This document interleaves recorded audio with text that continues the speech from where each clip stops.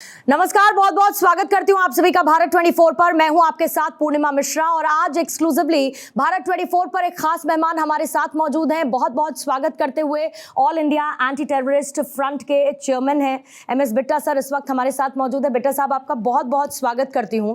और क्योंकि चर्चाएं बहुत सारे मुद्दों पर हैं, लेकिन शुरुआत चर्चा की आप पहले ये देख लीजिए, आतंक वर्सेस MS बिट्टा और आपकी तरफ से आतंकवाद को लेकर और आतंकवाद का जड़ से खात्मा हो, आप लगातार इसको लेकर काफी मुखर रहे हैं। आपने बहुत सारी बातें इसको लेकर की हैं, लेकिन अभी रिसेंटली एक बड़ा डेवलपमेंट हुआ और प्रभु श्री राम की प्राण प्रतिष्ठा हुई। एक भव्य आयोजन अयोध्या में देखने को मिला और उसको लेकर खूब बयानबाजी होती हुई नजर आई।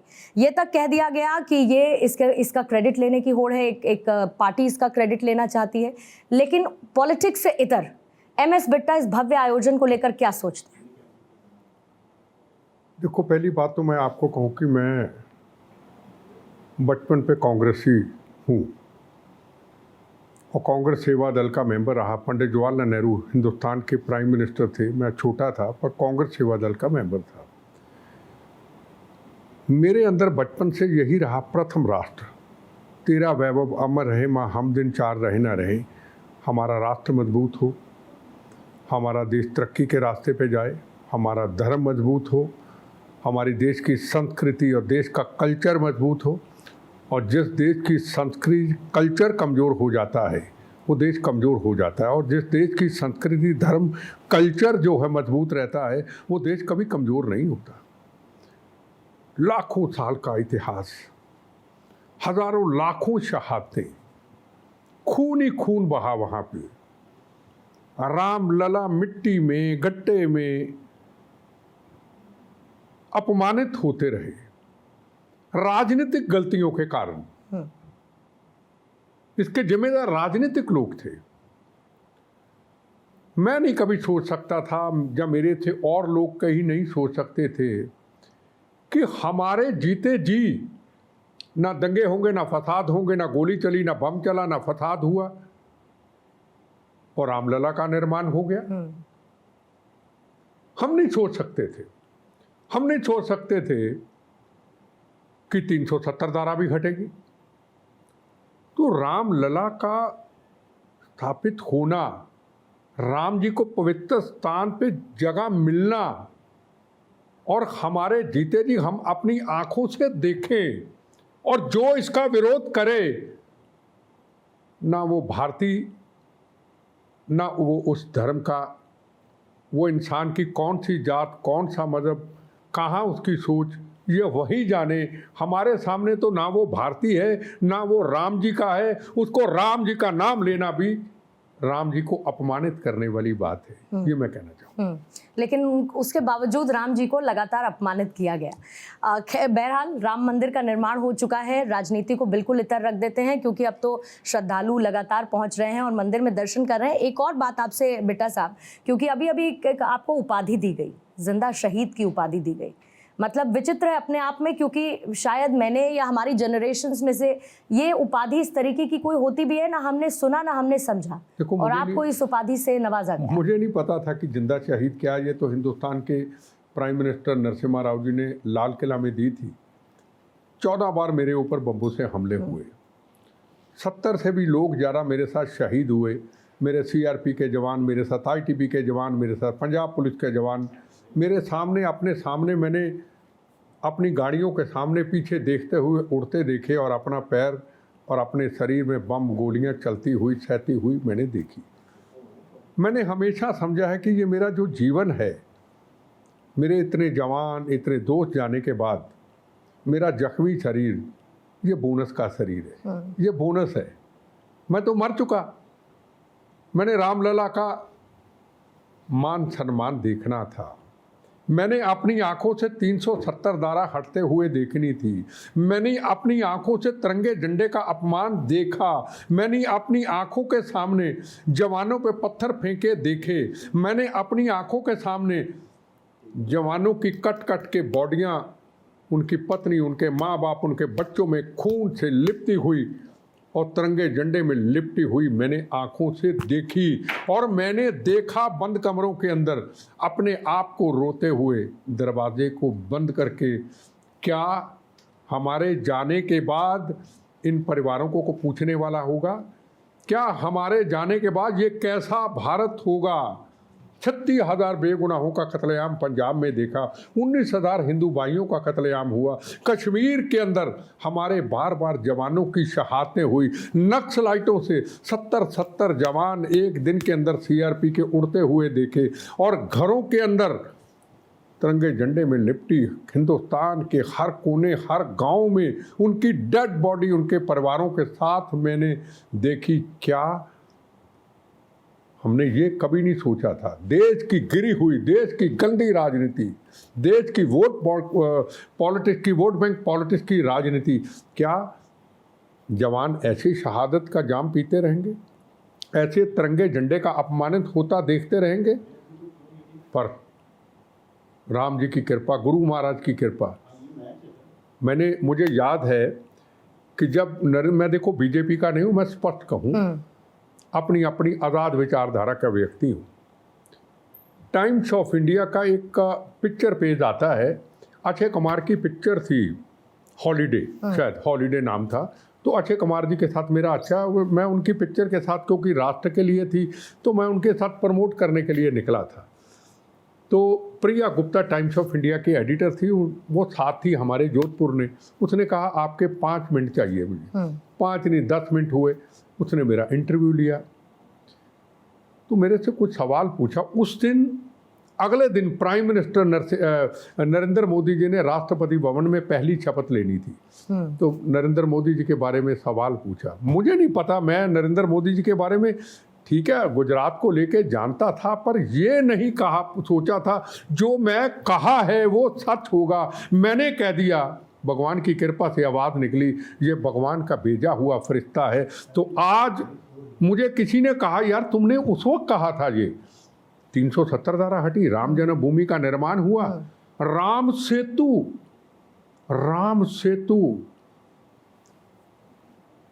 तमिलनाडु के अंदर चिदम्बरम जैसे लोगों ने कह दिया, सोनिया गांधी जी ने कह दिया कि राम सेतु टूट जाएगा। राम जी नहीं तो फिर देश कहाँ, फिर हनुमान जी कहाँ। चला गया 21 कुओं का स्नान करने, 21 तीर्थ स्थानों का स्नान करने राम सेतु अपने दोस्तों के साथ। यहाँ के MBD होटल के रेडिसन होटल के मालिक मिस्टर मल्होत्रा, वो मेरे साथ थे। 21 तीर्थ स्थानों का स्नान करके, राम सेतु का स्नान करके ये कह दिया, अगर राम सेतु टूटेगा तो पहला जीवन का बम्बों से बचा हुआ शरीर का हिस्सा राम जी मैं आपके चरणों में दे दूंगा। मेरे जीते जी राम सेतु टूट नहीं सकता। मैं नहीं गया, मुझे उसकी कृपा हुई, मुझे हनुमान जी की कृपा हुई। आपके साथ राजनीति नहीं करूंगा। नरेंद्र मोदी जी आए, नितिन गडकरी जी आए, सबसे पहला फैसला हुआ राम सेतु नहीं टूटेगा। मैं कई बार कहता हूं कि अगर राम सेतु टूट जाता तो मैं जिंदा ना होता। आज अगर मैं जिंदा हूं तो नरेंद्र मोदी और नितिन गडकरी के कारण कि राम सेतु नहीं टूटा। हम तो वो व्यक्ति हैं, हमारी मौत से दोस्ती है। मौत का कह दिया, जाना है राष्ट्र के लिए, धर्म के लिए तो जाना है, क्योंकि जिंदगी बोनस है। तो राष्ट्र प्रथम है एक तरीके से, और ये सबके लिए होना चाहिए। लेकिन आपने इसके साथ ये भी कहा कि फैसला लेने वाली सरकार है। आपने प्रधानमंत्री मोदी का जिक्र किया और इसीलिए उनके कुछ फैसलों पर आपका टेक क्या है मैं समझना चाहूंगी। आपने आपसे थोड़ी देर पहले 370 का सर जिक्र किया। आतंकवाद कितनी बड़ी समस्या घाटी के अंदर लगातार थी। आज अगर मैं आपसे पूछूं कि आतंकवाद क्या खत्म है घाटी में? मैं आपसे सवाल पूछता हूँ। 26/11 की घटना हुई जी, मैंने 8 महीने पहले करनाल की एक प्रेस कॉन्फ्रेंस में कह दिया कि समुद्र के जरिए टेररिज्म आएगा। मैं कोई किताबें नहीं पढ़ता, मैं आपके चैनल देखता हूँ, चैनलों में कुछ रिपोर्ट्स आती है, मन में आइडिया बनता है, क्योंकि सुरक्षा की जानकारी मुझे पूरी रहती है। मुझे नहीं पता 26/11 की घटना हुई 6, 7, 8 महीने के बाद हुई। किसी पुलिस ऑफिसर का नहीं, यार आपने तो पहले वो अखबार में कह दिया था। एक अनुभव था, पार्लियामेंट का हमला हुआ, मेरी कोठी बिल्कुल पास है, चलते चलते मैंने अपने जवानों को कहा यार सेफ नहीं है। कुछ दिन के बाद हमला हुआ, हमारे पास कोई इंटेलिजेंस का इनपुट नहीं है। सवाल ये था 26/11 की घटना, पार्लियामेंट की घटना, दिवाली के दिनों में सरोजनी नगर के अंदर माँ बाप अपने बच्चों के लिए पटाखे मिठाई लेने जाते हैं, वापस नहीं लौटते। बॉम्बे के अंदर ट्रेनों में जाते हैं काम करने के लिए, अपने परिवार के लिए, हमारी बहनें हमारे भाई हमको वापस नहीं लौटते, बम्बों से उड़ जाते हैं। नक्सलाइटों का हर जगह पे अंत तक, एक कश्मीर को छोड़ दीजिए, पूरे देश की बात कीजिए आतंकवाद की, कहाँ नहीं बम चला? क्या नरेंद्र मोदी जी के ऊपर पटना में ब्लास्ट नहीं हुआ था? क्या जयपुर के अंदर एक दिन के अंदर 120 लोगों का शहीद हो जाना? कहाँ हिंदुस्तान का मसला क्या था? कश्मीर, जहाँ था पंजाब, जहाँ था कश्मीर। कश्मीर में मसले को सुलझा दिया गया, प्लेन अगवा हुए, कई हुए। क्या आज को ऐसी घटना है? मैं आपसे पूछना चाहता हूँ, क्या भारत आतंकवाद से मुक्त हुआ या नहीं? हाँ, इतना बड़ा देश है, छोटी घटनाएं कई होती रहती हैं इतने बड़े देश के अंदर। दुनिया के अंदर जिस तरीके से भारत आज एक आगे बढ़ता जा रहा है, चाइना, पाकिस्तान, कुछ और देशों की नज़र भी बुरी हमारे देश के अंदर है, तो कोशिश करते रहते हैं। पर हमारे हिंदुस्तान की प्रधानमंत्री, हमारी देश की सुरक्षा फोर्सेस, हमारे देश के अच्छे लोग, हमारे देश के कई मीडिया पूरे चौकस रहते हैं कि उनकी निगाह रहती है कि हमारे देश की तरफ को देखे ना। ये आज का भारत है, असलियत सामने है। मत कीजिए पॉलिटिक्स की बात, कोई बीजेपी नहीं, कोई सरकार नहीं, सवाल है प्रथम राष्ट्र। पाकिस्तान के लिए तो चलिए सर्जिकल स्ट्राइक है, जवाब दे दिया, पाकिस्तान को सर्जिकल स्ट्राइक कर दी। कनाडा को जवाब क्या दे? जब वो ये कह देता है कि निज्जर की हत्या में भारत का हाथ है, ना सबूत देता है, लेकिन अलग अलग मंचों पर जाकर एक परसेप्शन क्रिएट करता है कि भारत का इन्वॉल्वमेंट है। पहली बात सुनो, आप निज्जर की बात करते हैं, निज्जर ने किया क्या? पहली बात तो भारत का रोल नहीं है, इनकी आपसी लड़ाई होगी। बेगुनाहों का कातिल निज्जर, एक डोंडा था यूके के अंदर, बेगुनाहों के कातिल, पंजाब से भागे हुए, बहनों के सुहाग उजाड़ने वाले, बच्चों को यतीम करने वाले, खून की नदियां बहाने वाले, और हिंदुस्तान से बाहर जाके तिरंगे झंडे का अपमान करने वाले, अम्बेसियों से तिरंगे झंडे को उतार करके, और वहाँ कहा जाता है भगत सिंह आतंकवादी, भारत माता को गाली, मूत पीना मुर्दाबाद। मूत पीना मतलब गाय का मूत्र, मैं तो पीता हूँ, अमृत है मेरे लिए, मैं पीता हूँ। गाय माता है, दूध पीते हैं, गाय माता की हिंदुस्तान के अंदर पूजा होती है। ऐसी गंदी भाषा का प्रयोग किया जाता है तो सिख कौम से आवाज़ क्यों ना उठे? मेरा सवाल है, क्यों ना आवाज़ उठे? मैं सबसे बार बार सवाल पूछेंगे, एक ही कहूँगा कि मोदी जी की ज़रूरत नहीं, हिंदुस्तान की फोर्स की ज़रूरत नहीं। जिस दिन हिंदुस्तान का मेरा सिख समाज, मेरे भाई पूरे हिंदुस्तान के हर गुरुद्वारा साहब से आवाज़ उठाएंगे, हम भारतीय हैं और हम खालिस्तान नहीं चाहते। ये खालिस्तान की बात करने वाले, ये पाकिस्तान के टुकड़ों पे पलने वाले हैं। मेरे से सवाल पूछो, तुम कौन हो? मैं कहता हूँ मेरी बम्बो गोलियों से कभी मौत आए तो मातृभूमि के चरणों में एक ही कहता हूँ, मुझे आखिरी समय में 2 शब्द निकलने का दे देना, मेरा धर्म भारत माँ, मेरी जात वंदे मातरम, अपने चरणों में समा लेना। वाह, ये क्या मजाक है? लेकिन इसको हवा कौन देता है? मैं इसीलिए अब बार बार इस सवाल पर आ रही हूँ बेटा साहब, क्योंकि मैंने पहले आपसे कनाडा की बात कर ली, जस्टिन ट्रूडो की बात कर ली, अच्छे खासे रिश्ते थे, बिगड़ गए। फिर उसके बाद अमेरिका भी एक साजिश के बारे में बात कर देता है, हालांकि वो ये कहता है कि भारत इस पर जो टेक लेगा उसके बाद हम इस पर कुछ कहेंगे। लेकिन फिर भी एक तरफ हम अलग अलग देशों से अपने रिश्ते सुधारने की कोशिश करते हैं, तो कुछ गिने चुने ऐसे दोस्त हैं उंगलियों उसका पर। कारण जी देखो, जहां तक कनाडा ये दूसरा आतंकवाद का अड्डा पाकिस्तान की बनता जा रहा है, दूसरा पाकिस्तान कैसे बन रहा है? अपना सॉइल क्यों दे रहे हैं वो? अपना सॉइल क्यों दे रहे हैं? देखो, बात ऐसे है कि पाकिस्तान सीधा हमसे अब लड़ाई नहीं लड़ सकता। अब थ्रू चल पड़ा कनाडा, थ्रू चल पड़ा जर्मनी। जहां तक अमेरिका का सवाल है, अमेरिका से हमारे रिश्ते अच्छे थे, अच्छे हैं, पर अब जब देख रहे कि भारत एक तरक्की के रास्ते पे जा रहा है, भारत आज सोने की चिड़िया कहा जाता था, आज भारत को एक जिंदा शेर की तरह भारत को माना जाता है। तीसरे नंबर पे आज भारत आ चुका है। कोई देश नहीं चाहता, कुछ देश चाहते हैं कि भारत तरक्की करे, हमारा पड़ोसी तरक्की करे, पर देश कहीं नहीं चाहते। तो भारत जब इतनी तरक्की के रास्ते पे जा रहा है तो भारत को चाइना, पाकिस्तान कैसे नीचा दिखाए?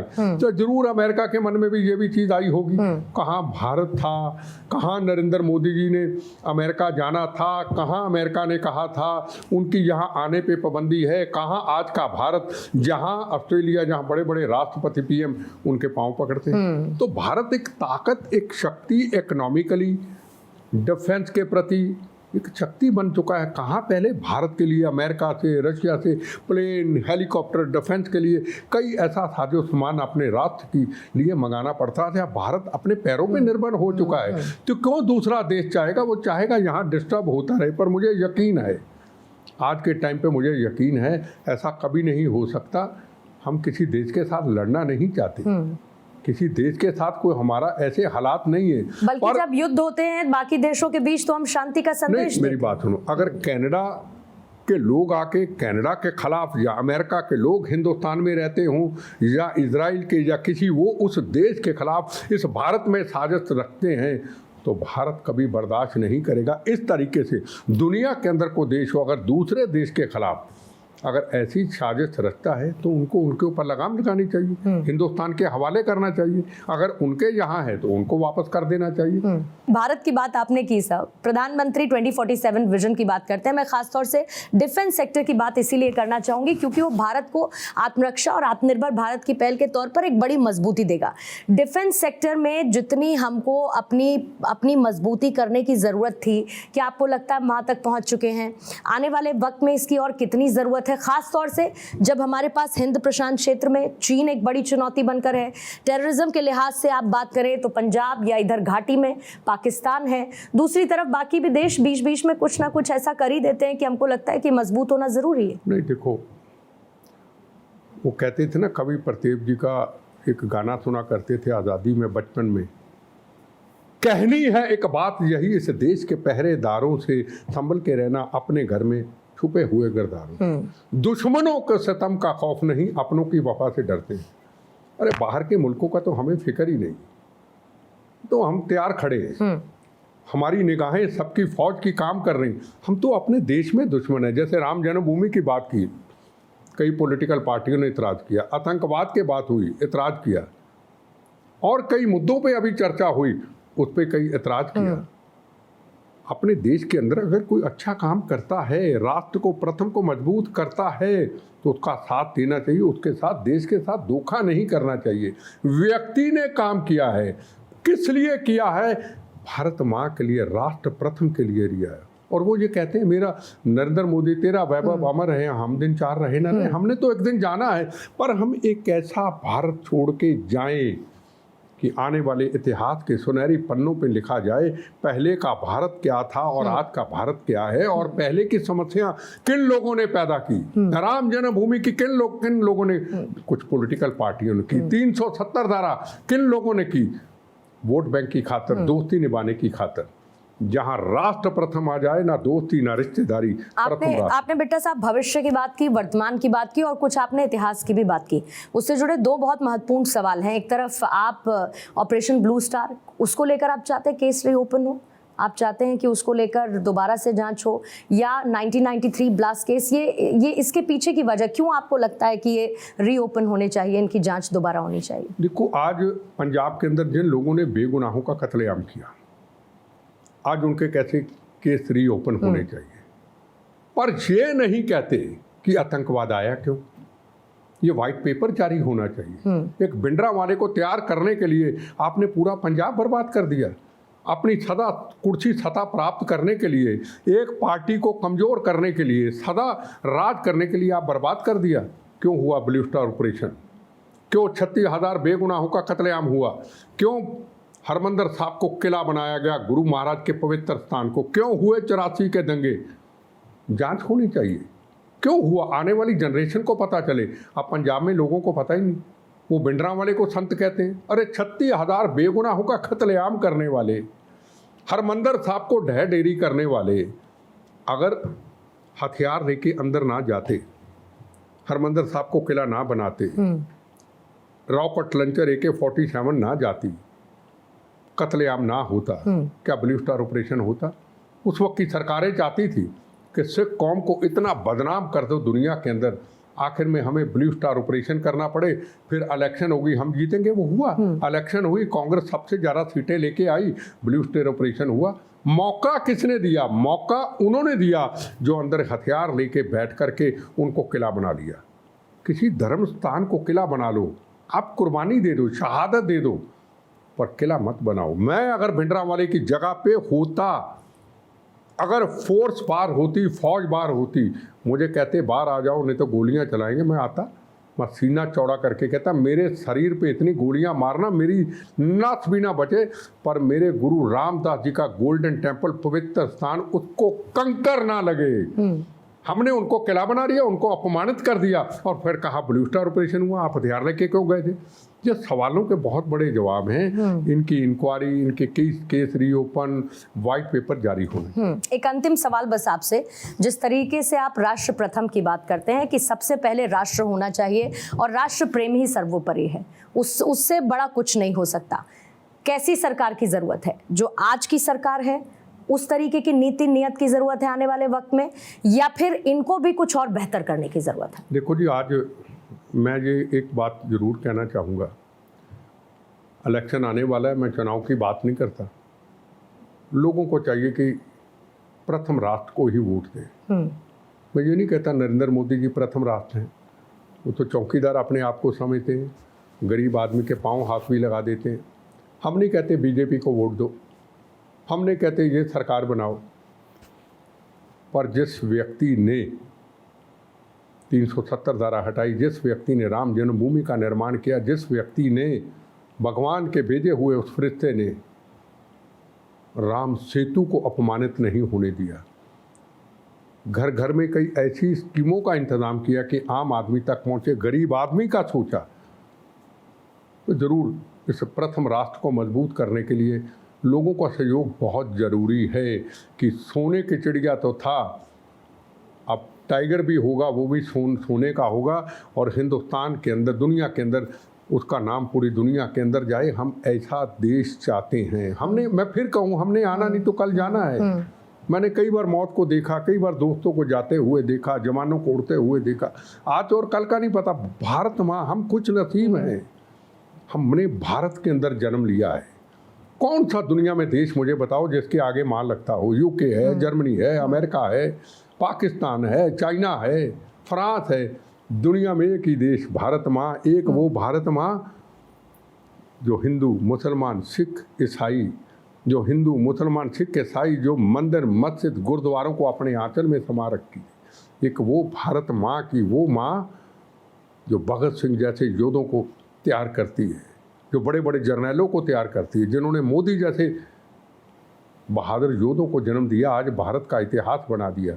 कभी सोचा था कि सुभाष चंद्र बोस जी का स्टैचू इंडिया गेट पे लगेगा? कभी सोचा था? कभी सोचा था कि फौजियों का म्यूजियम, शहादतों का म्यूजियम लगेगा? दुनिया से लोग जो भी आएंगे, टूरिस्ट आएंगे इस दिल्ली के अंदर, पहले हिंदुस्तान की जवानों की शहादतें और कुर्बानियों का इतिहास देखेंगे, फिर सुभाष चंद्र बोस जी को देखेंगे जिन्होंने नारा कभी दिया था, आप हमें खून दो, हम आपको आज़ादी लेके देंगे। कभी सोचा था कि भगत सिंह के नाम पे कई ऐसे स्थान होंगे? कभी देखा था कि स्वामी विवेकानंद के नाम को किस तरीके से उजागर किया जाएगा? बता दीजिए। आज से 10 साल पहले ऐसी चीज़ें थी? आज हिंदुस्तान के उन लोगों को जिन्होंने राष्ट्र के लिए कुछ किया, कुर्बानियाँ दी, शहादत थी, उनके कर्म थे, आने वाली जनरेशन को उसका इतिहास बनाया जाए। तो मैं कहता हूँ कि आने वाले वक्त के अंदर जो भारत के लिए नरेंद्र मोदी जी ने किया है, अपने लिए नहीं भारत के लिए, ऐसा भारत अगर मजबूत चाहते हैं तो ऐसे व्यक्ति की हमें जरूरत। और उसके साथ ही ये भी कहा जाता है, मैं रहूं ना रहूं, मेरा देश रहना चाहिए, और यही भाव होना चाहिए। बहुत बहुत शुक्रिया आपका बेटा साहब हमारे साथ जुड़ने के लिए और भारत 24 पर ये खास बातचीत के लिए। एक बहुत छोटा सा ब्रेक लेंगे, आप बने रहिए भारत 24 के साथ। मुझे आखिरी समय में 2 शब्द निकलने का दे देना, मेरा धर्म भारत माँ, मेरी जात वंदे मातरम, अपने चरणों में समा लेना।